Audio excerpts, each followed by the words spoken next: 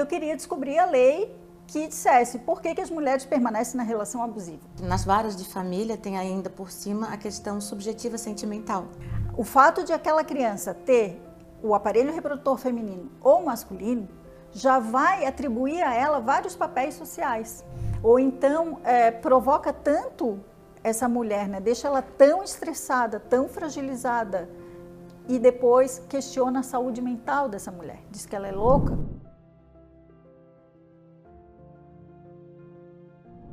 Eu sou Ana Cristina Blasi, sou desembargadora e ouvidora da mulher do Tribunal Regional Federal da 4ª Região. Estamos aqui com vocês para mais um episódio do nosso Ouvicast. Hoje recebendo a doutora Ana Luísa Schmidt Ramos, juíza de Direito do Tribunal de Justiça de Santa Catarina, uma valorosa juíza e magistrada, minha amiga pessoal, que nos honra hoje com a presença aqui na sede da Justiça Federal. Para conversarmos, o nosso tema hoje é violência processual. Nós estamos tratando de vários tipos de violência a cada um dos episódios e hoje nós vamos nos dedicar a conversar com a doutora Ana Luísa sobre violência processual. Primeiro, um breve currículo da doutora Ana. Ela é juíza de Direito, já falei, graduada pela Universidade Federal de Santa Catarina e pelo Centro Universitário de Brasília, o CEUB, e também psicóloga, formada pela Universidade do Sul de Santa Catarina, Unisul, é mestre em Direito com dupla titulação com a Universidade de Alicante, Espanha, doutoranda em Direito também pela Universidade do Vale do Itajaí, a Univale, em dupla titulação também com Alicante, vice-diretora da Escola Judiciária Eleitoral de Santa Catarina e autora do livro Violência Psicológica contra a Mulher, Dano Emocional e Aspectos Criminais. Doutora Ana, seja muito bem-vinda. Fique à vontade, primeiro para se apresentar, quem é a Ana Luísa? Primeiro eu vou agradecer. Agradecer pelo convite tão carinhoso que me foi feito para vir até aqui, pela desembargadora Ana Cristina Blasi, que é minha amiga e é uma mulher também muito valorosa e uma mulher que tem a minha imensa admiração, né, pela competência profissional e pela preocupação com a causa das mulheres. Então, para mim é uma honra estar aqui. Obrigada. Conversando. Obrigada. Então, fala pra gente um pouquinho quem é a Ana Luísa, como é que houve essa transformação e essa transição para tratar de um tema tão difícil de uma forma tão bonita, porque o teu trabalho é um trabalho muito humano. Então, conta um pouquinho para as pessoas que estão nos assistindo te conhecerem. Eu tenho já, meu caminho com a magistratura já leva 22 anos e no decorrer da minha carreira eu fui trabalhar na vara de violência doméstica e familiar contra a mulher na comarca da capital. E fiquei lá por 5 anos. E durante esse tempo que eu estava lá, eu achei que faltava estudar alguma coisa. Achava que eu precisava estudar alguma coisa que me indicasse o caminho. Por que as mulheres permanecem na relação abusiva? Depois eu fui aprender que isso era um cacuete de quem fez direito. Eu aprendi que direito e psicologia, eles estudam a mesma coisa, têm o mesmo objeto de estudo, que é as relações humanas. Então, na psicologia a gente aprende que nós nos constituímos como sujeitos nas nossas relações, que a gente tem com o mundo, com as pessoas, com tudo à nossa volta. E no direito a gente aprende as normas que regem essas relações. Então, enquanto no direito a gente tem uma visão mais genérica das coisas, porque a lei é para todos, né? Então a gente quer descobrir a lei para tudo, a lei que rege tudo. Eu queria descobrir a lei que dissesse por que as mulheres permanecem na relação abusiva. E aí eu sabia que se eu tivesse essa resposta eu ia resolver os 3.000 processos que tramitavam lá na unidade jurisdicional. E daí eu fui para a psicologia e a psicologia disse não, porque se você quer entender isso, você vai ter que ler um por um dos processos. A psicologia me ensinou que nós somos seres únicos, que nós nos constituímos como sujeitos de forma única. Tem 3 dimensões que nos conformam àquilo que a gente é hoje, né? Por que eu sou quem eu sou hoje, né? A gente se pergunta. Então, uma coisa que a gente não pode discutir é a questão biológica, né? A gente está dentro de um corpo biológico e que diz muito também da gente, de como a gente vai se relacionar com o mundo à nossa volta. Esse corpo biológico nos dá capacidades e nos dá limitações para que a gente circule e relacione com o mundo à nossa volta. Tem a nossa história de vida. A gente diz que é a história de reforço e punição, né, da nossa vida, que as nossas aprendizagens. Desde o dia que a gente nasce até o dia que a gente vai morrer, a gente está sempre aprendendo. Em todas as relações que a gente tem com o mundo, com as pessoas à nossa volta, a gente vai aprendendo. E tem a cultura. A cultura é muito importante porque a gente nasce num lugar, em determinada época, em determinado lugar, e a gente aprende com aquelas pessoas que já passaram por aqui, elas vão transmitindo a cultura, né, que a gente diz, aquilo que a gente faz. Então, a gente aprende com a cultura a língua que a gente fala, as coisas que a gente gosta, a comida que a gente gosta, a música que a gente ouve e a que a gente não suporta, a forma como a gente se relaciona com as pessoas, a gente aprende culturalmente. Então, nessas 3 dimensões, a gente vai, cada um dá um significado para essas experiências, essas relações. O significado que cada um dá é muito único. Podem ser irmãos gêmeos, mas vai ser único, né? E muitas vezes, e aí por que eu trago isso? Porque a questão de gênero, que é isso que a gente vai falar, é uma questão cultural, é uma questão aprendida também, né? Então, foi isso, assim, o grande legado da psicologia para mim, não só como pessoa, mas como magistrada, foi ensinar a olhar lá os 3.000 processos, um por um. Eu estava dizendo, antes da gente começar, que esse é um dos motivos pelos quais eu admiro tanto a tua postura profissional, porque, sem dúvida nenhuma, sair da posição de magistrada e ir para a posição de sala de aula como aluna de um curso de graduação de psicologia para fomentar a tua formação enquanto magistrada, por si só, é um exercício de humildade, um exercício de busca de conhecimento, que é o que nós queremos, até o fim da vida a gente busca conhecimento.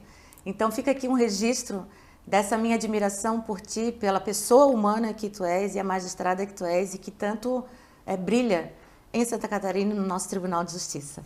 Mas vamos então falar sobre o tema que nos traz aqui, que é a violência processual.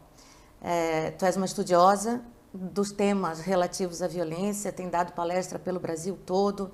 Então vamos contextualizar primeiro o que é considerado hoje violência processual. É mais um lugar para a mulher sofrer violência, né? Nós vamos falar de violência processual de gênero, então é mais um lugar, né? Mais um cenário em que as mulheres acabam sendo vítimas de violência. Eu estava falando antes que a gente se constitui lá como sujeito desde que a gente nasce, às vezes até antes que nasce, né? Porque no que diz respeito ao gênero, quando uma mulher vai fazer um exame de ultrassom para decidir o sexo biológico de um bebê, aquilo ali, aquela correspondência já vai dizer alguma coisa sobre o destino daquela criança.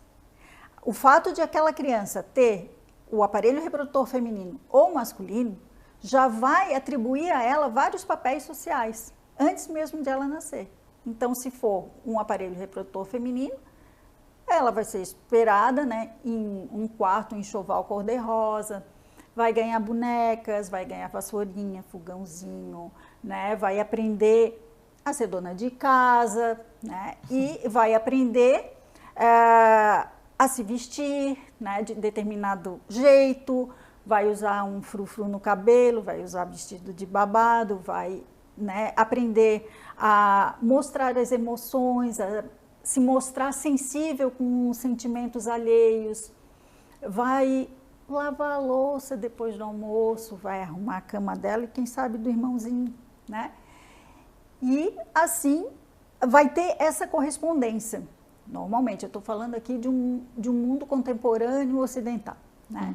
E um menino, se ele tiver, né, um aparelho reprodutor masculino, as expectativas são outras. A cor já vai ser outra. Ninguém nasce cor-de-rosa nem azul, né? Isso é colocado para aquela pessoa, é colocado. Os brinquedos serão brinquedos que trazem o lugar da rua, carro, esporte, profissão, né? Eles vão aprender a conter os sentimentos, a sentar de determinadas formas, de ocupar seu lugar amplo no mundo, né? Nós sentamos assim fechadas, os homens sentam espalhados, né, numa cadeira. Então, e eles vão aprender que o lugar público, o lugar da rua, do trabalho, do sucesso profissional é o lugar deles. Então, isso é o que se espera, são os papéis programados, são os scripts culturais. Isso não há nada natural na gente que diga que tem que ser assim, isso é aprendido assim.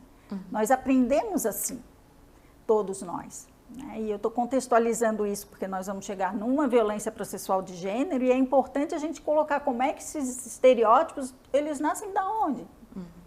E quem é que está sujeito aos estereótipos? Todo mundo. Todas as pessoas. Juízes, inclusive. Juízes e juízas, inclusive. E então, todas aquelas expectativas que se fazem, é possível fazer diferente? Mulheres terem papéis diferentes e homens terem papéis diferentes? Claro que é possível. Desejável, né? E é por isso que a gente está aqui, né, envolvido, por isso que eu estou aqui falando, por isso que eu fui convidada para vir falar sobre o assunto, por isso tem pessoas nos assistindo. Por quê? Porque a gente quer fazer diferente, mas isso não vem sem sofrimento e não vem sem provocação. Como isso é cultural, tudo aquilo que é cultural, quando a gente faz diferente, a gente costuma ser punido por isso. Né? E aí as punições, as mais leves, são um insulto, humilhação, xingamento, isolamento. Essas são algumas posturas, né? Algumas punições que ficam sujeitas às pessoas que querem fazer diferente.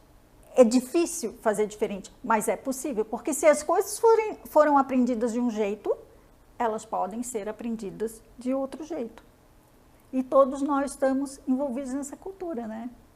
Então, interessante falarmos de estereótipo, eu acho que esse é um bom ponto de partida. Já foi falado o que é um estereótipo, de uma maneira bem genérica, mas de que forma o estereótipo influencia as decisões judiciais? Ele influencia toda a postura judicial, não só de quem está julgando, mas também de quem está atuando.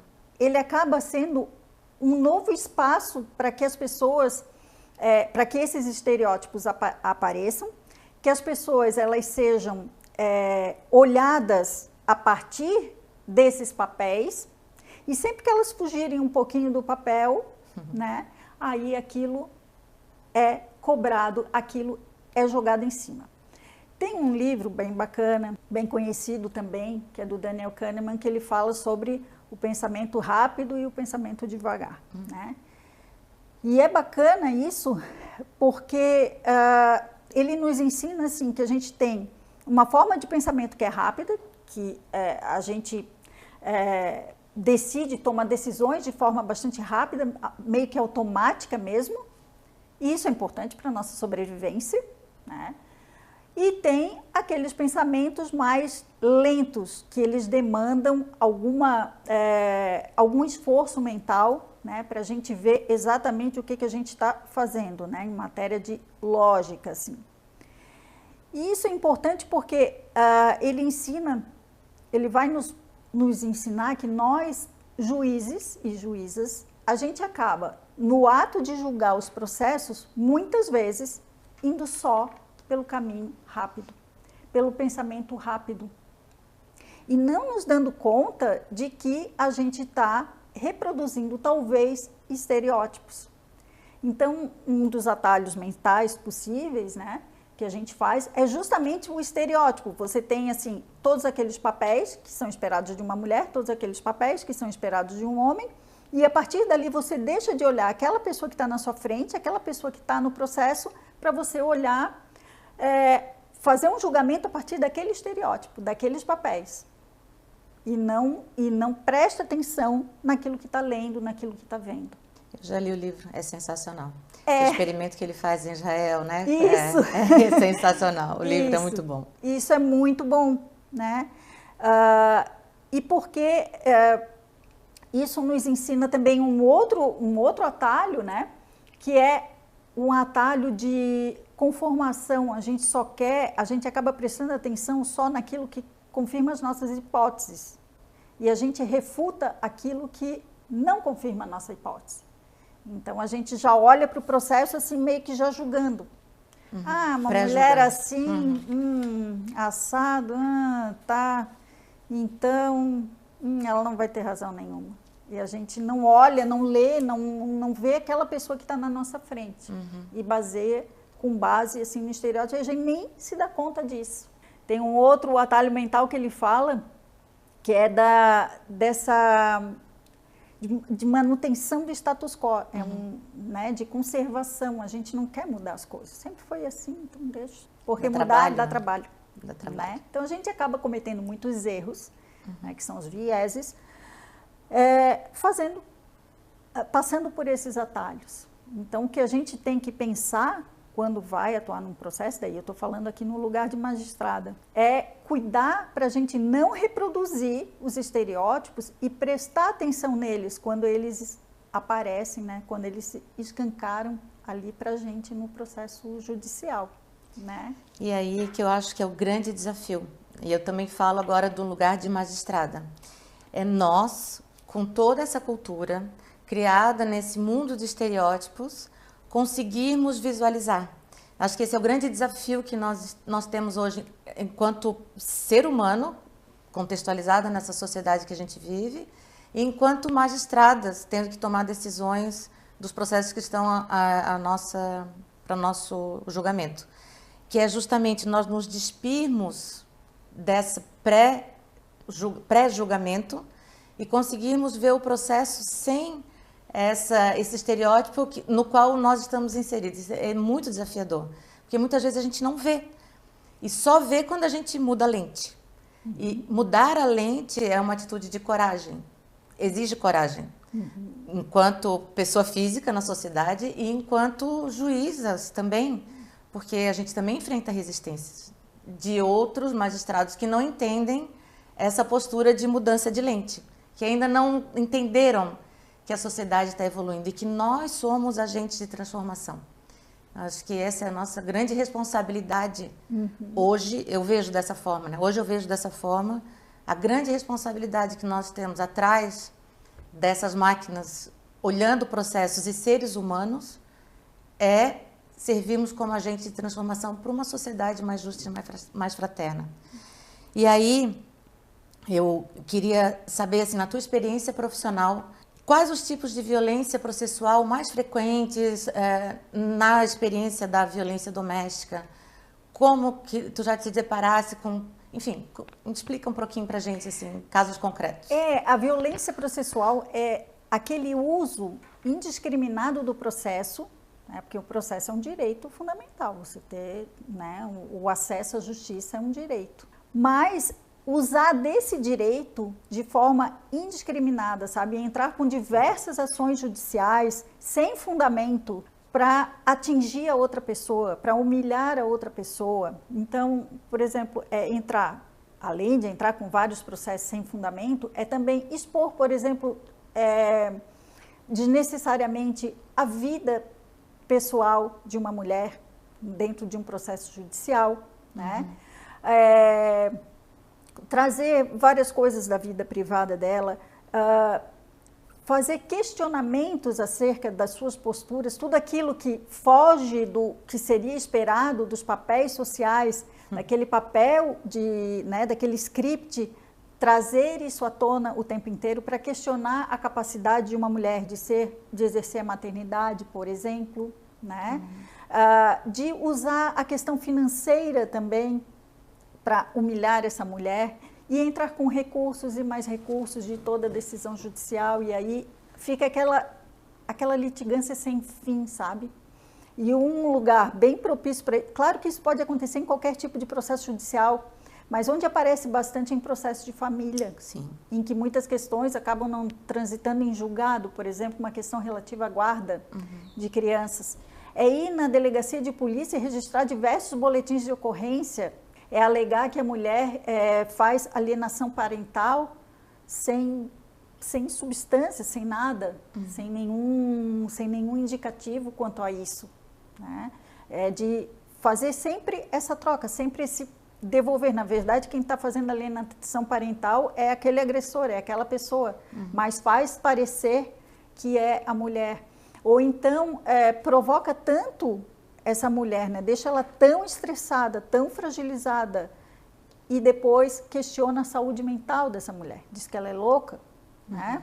Ou acaba fazendo com que essa mulher procure ajuda, vamos dizer, num uso abusivo de álcool ou de drogas, e depois usa isso, o uso abusivo de álcool e drogas, para questionar a capacidade de ela exercer a maternidade. Então, são todas essas posturas, né, possíveis que podem acontecer em vários tipos de processo judicial, mais na vara de família mesmo, né, em questão de divórcio ou mesmo em questão de alimentos, de guarda, de visitação. Aí cada vez que tem um problema ali na visitação dos filhos, vai lá, registra um boletim de ocorrência. Aí pede a troca da guarda, aí pede, sabe, deixa aquela pessoa sempre num desassossego. Em alerta. Sempre em alerta, sempre em desassossego. A pessoa nunca consegue sossegar porque sempre tem um processo judicial. Incomoda, né? Incomoda, é custo, né? E eu acho que nas varas de família tem ainda por cima a questão subjetiva sentimental.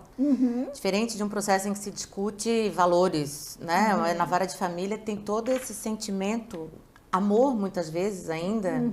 Então, são processos muito delicados, né? Que envolvem... E me ocorre, agora eu vou falar uma coisa bem leiga. Me ocorre que eu tenho tido muita curiosidade em estudar a Bíblia, no sentido de entender a nossa formação judaico-cristã.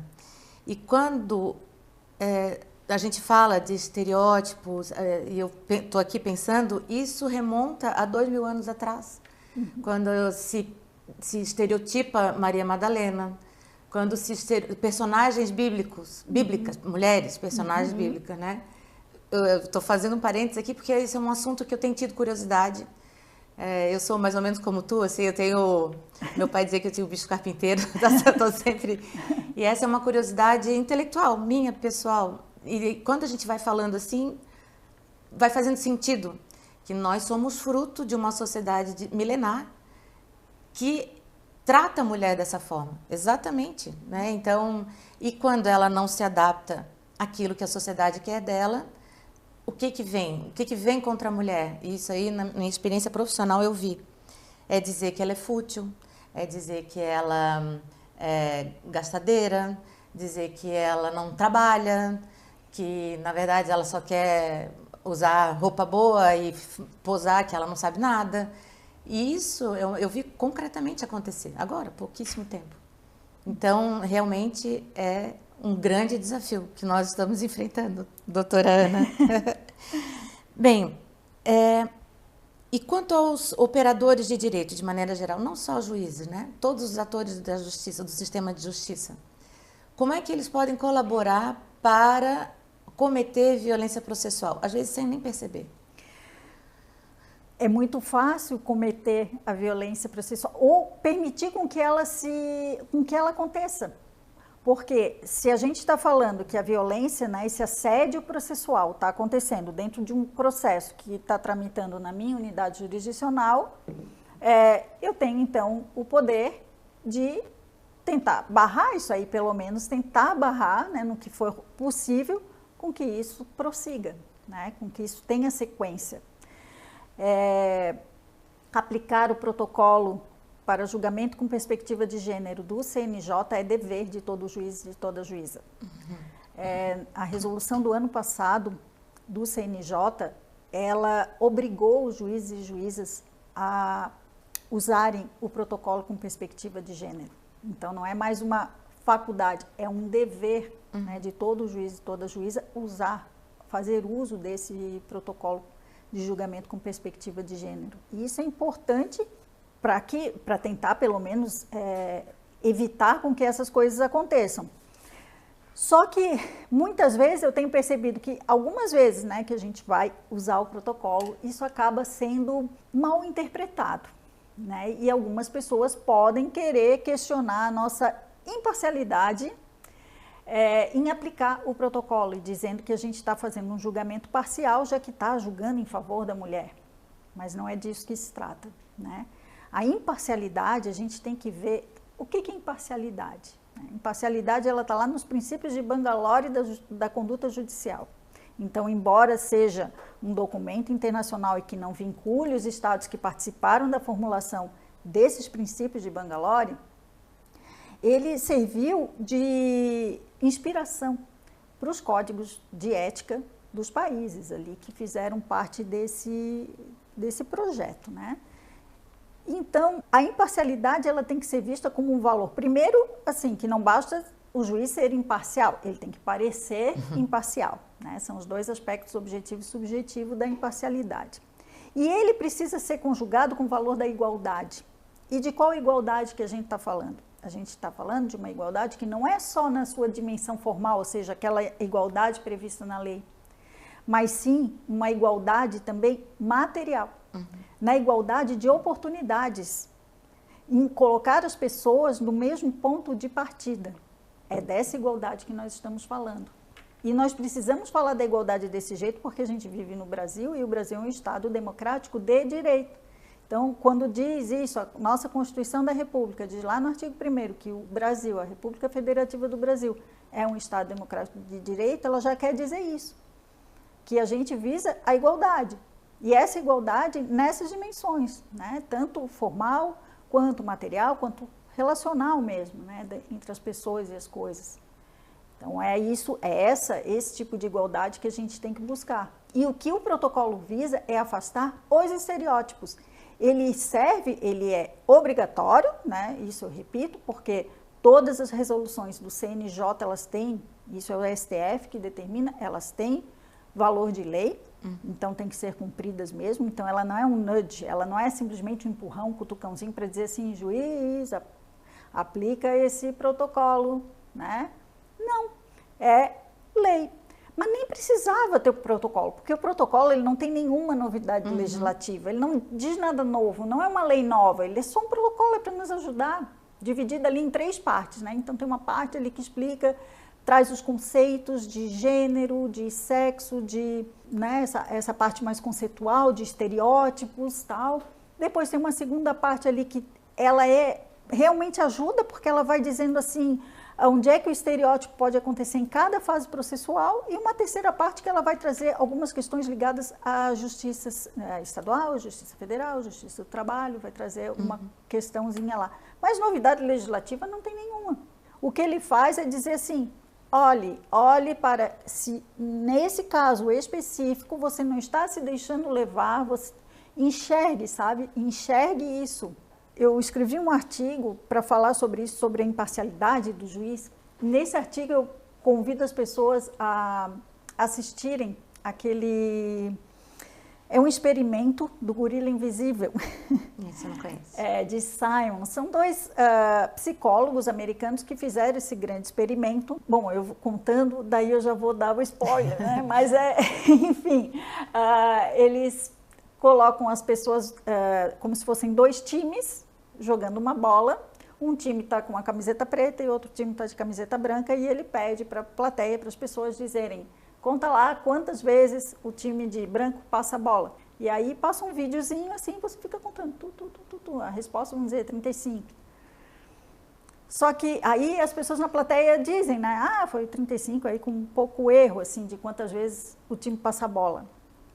Mas esse não era o objetivo. O objetivo é porque no meio do vídeo aparecia uma aluna, né, vestida de gorila, e ela passa assim no meio dos jogadores, ela para no meio, na frente da câmera, ela olha para a câmera, bate no peito e sai. E metade da plateia não viu o gorila, né? Então, o que esse experimento nos diz? Que a gente não olha para aquilo que a gente não está prestando atenção, a gente não percebe. Para você perceber alguma coisa, você precisa estar atento a ela. E o que o protocolo nos diz, né, é isso. Olhe para frente, que tem um gorila olhando para você. Né? Acho que o que chama atenção na questão do protocolo é que o Brasil foi um dos últimos a trazer essa, entre aspas, novidade legislativa para o ordenamento jurídico.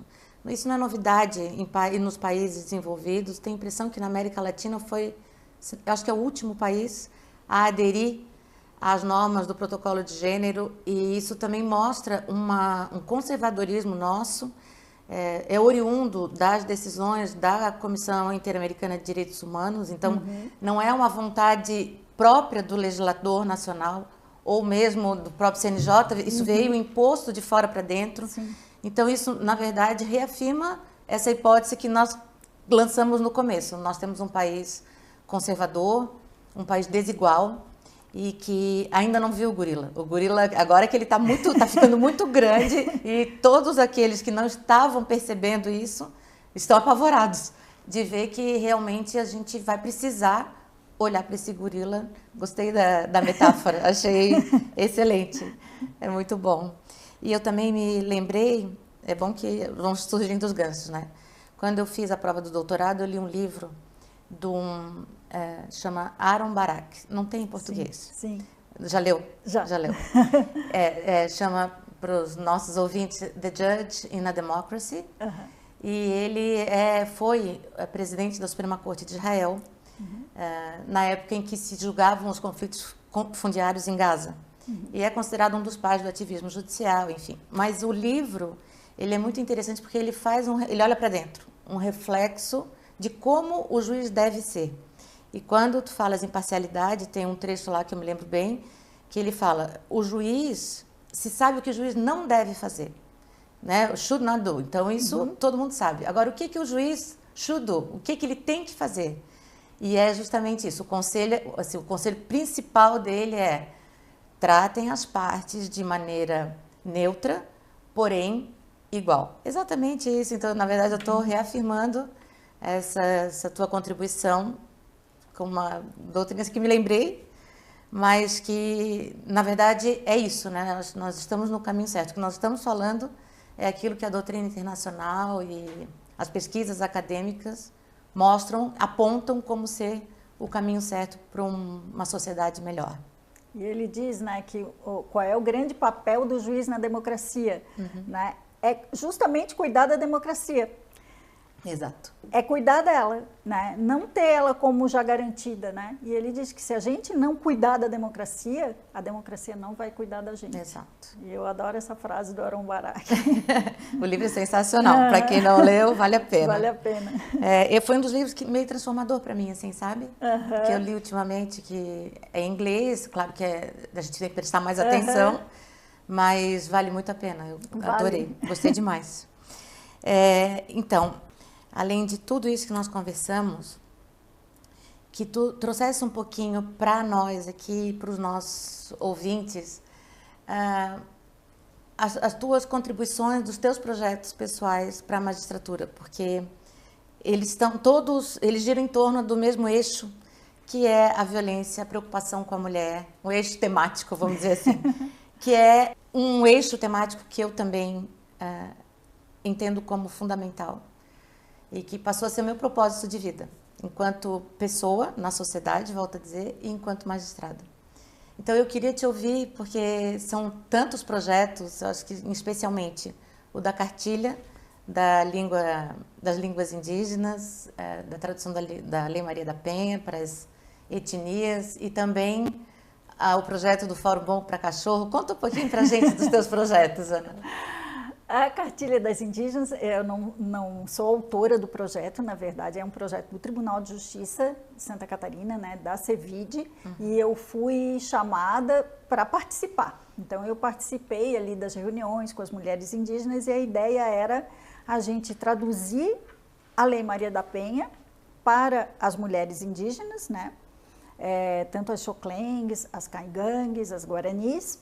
Então, foram 3 cartilhas diferentes para cada um dos povos indígenas, mas que fosse construído por elas, né? Elas fossem a protagonista dessa construção. Então, para isso, teve muitas rodas de conversa que nós fizemos junto com elas, e foi um trabalho bem bonito. Essa experiência deve ter sido... Uma experiência bem rica mesmo, né? E bem gratificante. E agora, daí sim da minha autoria, né, esse projeto do Fórum Bom para Cachorro que tem me deixado muito feliz, que é um projeto que eu apresentei na presidência do Tribunal de Justiça de Santa Catarina, e o desembargador presidente, né, o desembargador Francisco Rodrigues Neto, ele aprovou o projeto e deixou com que eu fizesse o projeto piloto lá na minha comarca de Imaruí, que é aqui no sul de Santa Catarina, para ser um projeto piloto que depois pudesse ser replicado. Então, o projeto ele pode ser replicado para os magistrados que quiserem. Mas a ideia principal é essa, ter um cachorro de assistência, uma atividade assistida por animais mediada com o cão. Uhum. Então, no que consiste, né? Nós adotamos uma cachorrinha que se chama Nina, é uma cachorra sem raça definida, uma cachorra vira-lata, que nós adotamos da Causa Animal de Imaruí. Ela é uma cachorra vítima de maus tratos, veio de um histórico de maus tratos e que foi abrigada lá em Imaruí. E nós, então, fomos atrás da Nina e trouxemos a Nina para dentro do fórum. E a Nina mora no fórum. O fórum é a casa da Nina. E ela circula livremente por todas as dependências do fórum, todo mundo cuida da Nina. E ela entra na sala de audiência, ela entra no meu gabinete, ela entra em todos os lugares, e a ideia, são duas ideias principais. Uma é trazer um bem-estar para todos nós, porque é uma alegria ver a Nina, ela é muito fofa, eu estou lá trabalhando, estressada, e daqui a pouco ela só quer um carinho, ela vem e encosta assim o queixo dela aqui na minha perna, e ela quer um carinho, então isso é muito legal. Na audiência também, é muito bacana. E todo mundo está adorando, os vigilantes mesmo adoram, porque eles... Agora tem companhia durante a noite e final de semana no fórum. E a outra é para dar um acolhimento para as mulheres vítimas de violência doméstica que vêm prestar depoimento em juízo e principalmente para as crianças que sofrem violência também, violência doméstica, e que vêm prestar depoimento especial em juízo, né? E então, para dar um acolhimento para essas pessoas, né, que estão numa situação de vulnerabilidade. E para o jurisdicionado mesmo, porque é uma coisa meio surpreendente a pessoa chegar no fórum e tem uma cachorra com uniforme. Ela tem um uniforme com a logo do Tribunal de Justiça lá, esperando por ela, e eles dizem, é uma cachorra de guarda? Não, é uma cachorra de boas-vindas, que veio dar boas-vindas para você, e mostrar que você é bem-vinda aqui no Fórum de Imaruí.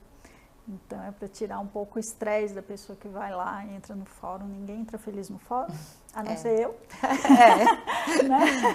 Mas é assim, né? A pessoa entra para resolver suas questões, as coisas que estão lhe incomodando, e a pessoa não entra de uma forma confortável dentro do fórum. Então, foi uma ideia de trazer um pouco mais de acolhimento e de conforto para a pessoa que vai lá no Fórum de Imaruí, pelo menos para conhecer a Nina. O fórum é hostil, né? E aí a gente estava conversando sobre essa assistência para as crianças, né, que vão fazer depoimentos sobre a sua vida, os sofrimentos que, enfim, as violências sofridas, e que é uma forma também de eles se sentirem mais acolhidos, né? Nas ouvidas tão difíceis. Difícil, deve ser. Então a ideia foi essa, assim, de, né, se a criança quiser, pode até prestar o depoimento com a Nina junto. A Nina é adestrada, ela é uma cachorra de assistência, não é nossa mascote, ela é uma cachorrinha de assistência, ela tem esse papel bem importante lá, ela é uma funcionária do fórum e ela vai estar lá para dar assistência para quem quiser. Esse é outro tema muito interessante sobre essa nova jurisprudência também, que faz parte desse pacote de novidades que a magistratura está enfrentando, sobre a possibilidade dos cães de assistência estarem com seus donos nos aviões, né, os seus tutores nos aviões, e claro, gera polêmica, tem gente que não gosta, mas isso também veio para ficar, porque é uma forma de humanizar e de trazer esse conforto para aquelas pessoas que precisam. Então, esse olhar humano, né, que nós estamos sendo chamados a ter, a gente vê em várias frentes, vamos dizer assim, várias ações judiciais que estão sendo promovidas, a magistratura provocada, e nós temos que dar essa resposta para a sociedade de uma maneira a gerar evolução, né, da nossa sociedade. Ana, eu acho que é isso. Assim, eu tenho muito a te agradecer mais uma vez pelas contribuições.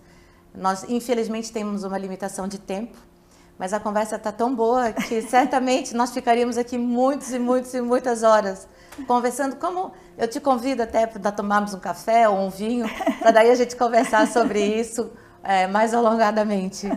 Tá bom? Muito obrigada por ter vindo. E com isso, nós encerramos mais um episódio do nosso Ouvicast. Já convidamos todos para o próximo episódio, que vamos lançar possivelmente já em setembro ou outubro, porque a Ouvidoria da Mulher do Tribunal vai comemorar dia 3 de outubro deste ano, 2024, o primeiro ano de instalação. Vamos fazer uma festa bem bonita para celebrar todas essas ações que estamos fazendo em prol da proteção da mulher e combate à violência, seja ela qual for.